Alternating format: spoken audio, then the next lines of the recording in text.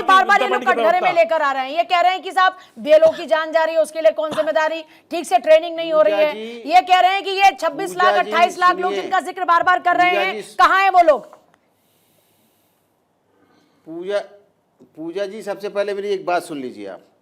सुबह से शाम तक रात दिन हर चैनल पे हर पार्टी का वर्कर बोलता है, हर पार्टी का प्रवक्ता बोलता है। इलेक्शन कमीशन का जब कोई अधिकारी आता है तो उसकी कोई ना बात पूरी सुनी जाती है ना बात समझाई जाती है। आपके चैनल के जो दर्शक हैं वो देखना चाहते हैं एक्सपर्ट हम क्या बात कर रहे हैं, तो इनको जब मैं जो बात कहूँगा वो सुनिएगा और पूरी बात हमारी सुन लीजिएगा, जो आपके दर्शक भी सुन लें और आपके जो प्रवक्ता बैठे हैं ना ये भी सुन लें समझदारी से। अभी इलेक्शन कमीशन के लिए पहला एक आरोप लगाया इस कांग्रेस के प्रवक्ता ने कि ये जो प्रक्रिया है चुनाव आयोग की, चुनाव आयुक्त की, वो जो पारदर्शिता नहीं है।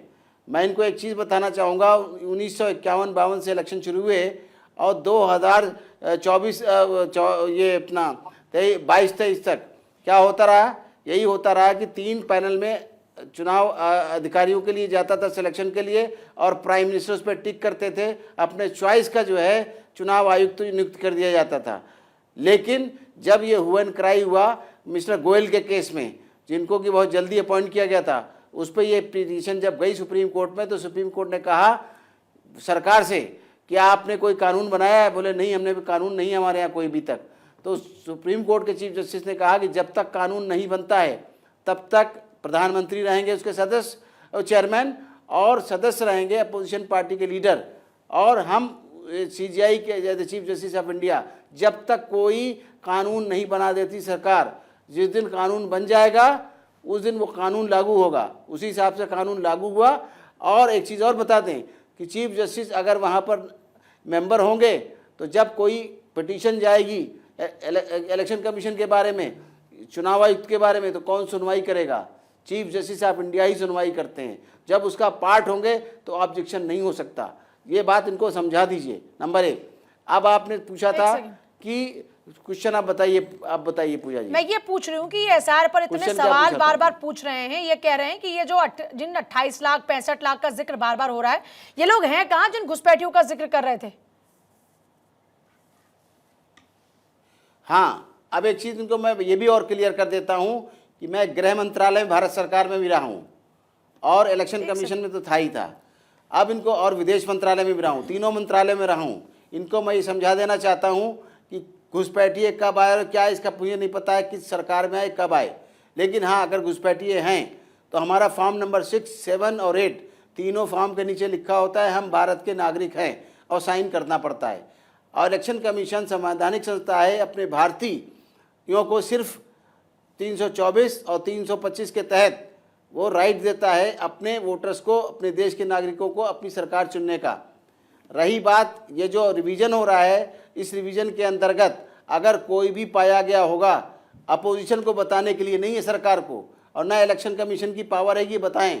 इलेक्शन कमीशन के बीएलओस का काम है उनको आइडेंटिफाई कर लेना, अपने लिस्ट से बाहर कर देना, और वो लिस्ट जो है हमारे जिला निर्वाचन अधिकारी को दी जाती है, वो अपने स्टेट में भेजते हैं, स्टेट से जाती है सेंटर में गृह मंत्रालय में। वो एक कॉन्फिडेंशियल मसौदा है, वो आपका नहीं है। अगर इनको कोई ज़्यादा खुजली है या कोई बात करना चाहते हैं या नंबर पूछना चाहते हैं घुसपैठियों का, तो ये गृह मंत्रालय से क्वेश्चन करें इस बात का। इलेक्शन कमीशन इसके लिए उत्तरदायी नहीं है, जो बात सुप्रीम कोर्ट ऑफ इंडिया ने भी इंडोर्स कर दी है। ठीक है, और मैं एक सेकंड आती, चलो पहले सब लोगों को शामिल कर लें। मैं चाहूंगी थोड़ा कम शब्दों में, मैं नहीं आपका सवाल बिल्कुल लूंगी सर, लेकिन बाकी के लोग बिल्कुल रह जाएंगे। बड़ी हल्की भाषा का प्रयोग किया कि खुजली है, ये है, इनके पद, जिस पद पे ये रहे हैं इनको शोभा नहीं देता, पहली बात। तो दूसरी बात, अगर प्रक्रिया इतनी खराब थी तो TN शेषन जैसे मुख्य चुनाव आयुक्त भी इस देश ने देखे हैं, जिन्होंने ये बोला था I am not the election commissioner of government of India, I am the election commissioner of the people of India. पहली बात तो ये।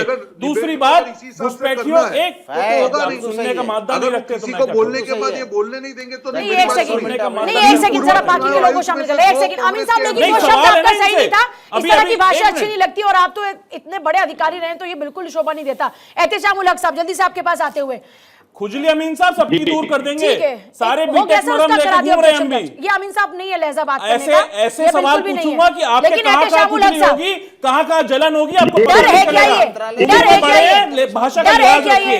उम्र में बड़े, हो गया भाषा ना, का आपने लिहाज बोल रखिए। दिया, खत्म हो गई बात, अब हो गई बात भाषा खत्म। का लिहाज रखिए, उम्र में एहतेशाम बड़े। उलग साहब, इलेक्शन कमीशन को चोर यूज करते हैं, कहते हैं आप। बिल्कुल चोर है इलेक्शन कमिश्नर। इलेक्शन कमीशन किसी की ज्ञानेश कुमार गुप्ता चोर है, वोट चोरी त्यागी कर जी, रहे हैं और त्यागी वोट जी, चोरी से प्रधानमंत्री त्यागी जी, नरेंद्र मोदी त्यागी प्रधानमंत्री जी, बने हैं। हमसे मत बात त्यागी जी, करिए।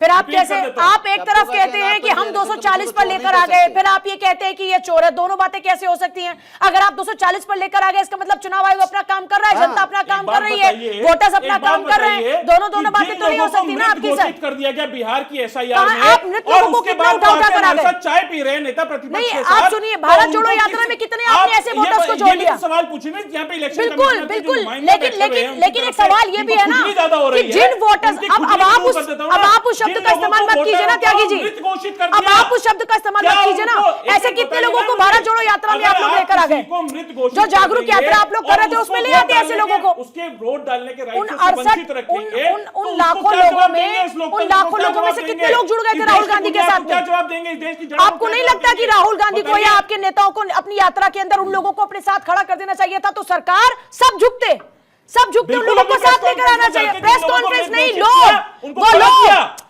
जिन लोगों के हक उनको की आप खड़ा बात कर रहे किया, हैं, उन लोगों उनके को साथ आपको अपने चाय साथ पिए, खड़े कर बकायदा लेना चाहिए था। इलेक्शन कमीशन को बताया वो कितने कि लाखों इन लोग लोगों को मृत थे? घोषित कर लाखों दिया में है से हजारों और लोग इनको थे क्या आपके वोट डालने साथ? का अधिकार इनसे छीन वो लिया गया है। लाखों लोगों की बात छोड़िए, हजारों लोग थे क्या आपकी यात्रा के दौरान में? कहाँ है वो लोग? वो आपकी प्रेस लाखों कॉन्फ्रेंस में लोग खड़े थे क्यों हमारी नहीं यात्रा थे? के दौरान। मैं उन लाखों लोगों लोग की, थे। आपके कार्यकर्ताओं की कार्यकर्ता बात भी नहीं थे, कर रही हूँ लाखों मैं, लोग जिनके थे हकों की हमारे बात आप साथ। कर रहे थे उनकी बात कर रही हूँ। एहतेशाम उलग साहब, जल्दी से आपके पास आते हुए, और ये ज्यादा डर है लोगों क्या को खुजली हो तो बिहार उसको में? खुजली अब ठीक है ना, हो गया ना सर, आप भी उस शब्द का जवाब इस्तेमाल नहीं दे करेंगे, फिर ये पाएंगे, क्या नहीं, क्या क्यों बात हुई? करेंगे? वो बोल सकते एहतेशाम हैं, तो नहीं रोका ना उनको, गलत नहीं, गलत वो लहजा तो बोलेंगे किसी तभी के लिए भी होगा। बर्दाश्त नहीं है ना। मैंने पिन पॉइंट नहीं किया होगा, सर मैं आपको आपने रोकूंगा। तुरंत हाथ उठाकर उस बात पर मैंने एतराज पिन जता पॉइंट दिया नहीं और बोल दिया ना। किया, त्यागी जी, मुझे पता है अब हो आपकी- गया ना त्यागी जी, मुझे भी पता है त्यागी आप जी। रोकती कि नहीं रोकती, मुझे मैं जानता हूँ ना। त्यागी जी, हो मैं गया ना, जानता हूँ। हो गया ना, मैंने अब पिन हो पॉइंट गया। नहीं किया तो आप नहीं रोकती, सर, ना भारतीय जनता सर, पार्टी बिल्कुल के लोग बोलती। रोकती, ना जो भारतीय जनता सर, पार्टी के आप कैसी पक्ष में बातें बोल कर रहा है, रहे आप उसको भी नहीं रोकती। त्यागी जी, आप कैसी बातें कर रहे हैं? मुझे लगता है शोभा नहीं देता ये सब ना, शोभा नहीं देता। इतनी पूरी डिबेट में सबसे ज्यादा आप ही बोलते हुए नजर आ रहे हैं, सबसे ज्यादा तो आप ही बोलते नजर आ रहे हैं। कम से कम आपको ये कहने का हक नहीं है।